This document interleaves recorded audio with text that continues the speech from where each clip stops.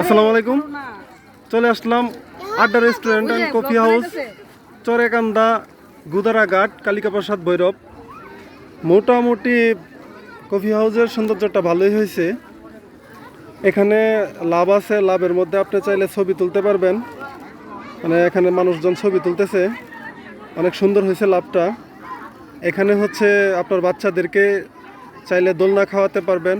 এখানে আপনার ফ্যামিলি নিয়ে বসতে পারবেন, বসে এখানে আপনি কফি খেতে পারবেন, আপনার সুন্দর মুহূর্ত কাটাতে পারবেন। যেহেতু পাশে নদী আছে, নদীর দিকে তাকিয়ে তাকিয়ে নদীর হিমেল খাওয়া খেয়ে। যাক, কফি হাউসটা অনেক সুন্দর হয়েছে, কিন্তু খাবারের মানটা জানি না, এখনও খাই নাই কোনো কিছু। এই যে আমরা দেখতেছি কাউন্টারের সামনে বার্গার ইত্যাদি ইত্যাদি সাজানো আছে। এই যে কাউন্টার, এদিকেও দেখা যাচ্ছে স্টল আছে। স্টলে চাইলে আপনার সুন্দর মুহূর্তগুলা উপভোগ করতে পারেন।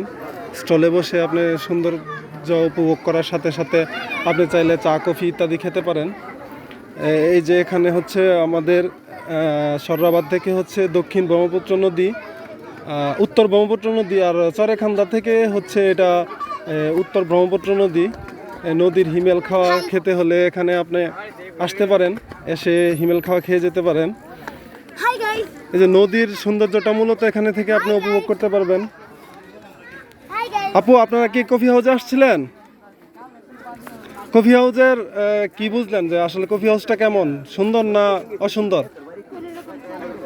যাক যাক, আলহামদুলিল্লাহ, যে রিভিউ দিচ্ছেন অনেক ভালো দিচ্ছেন। কফি হাউসের লস হবে এর চেয়ে বেশি কিছু না।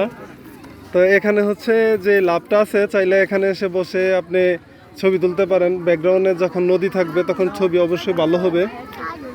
তো আপনারা সবাই আসবেন আড্ডা রেস্টুরেন্ট অ্যান্ড কফি হাউসে। সবাই ভালো থাকবেন। আসসালামু আলাইকুম।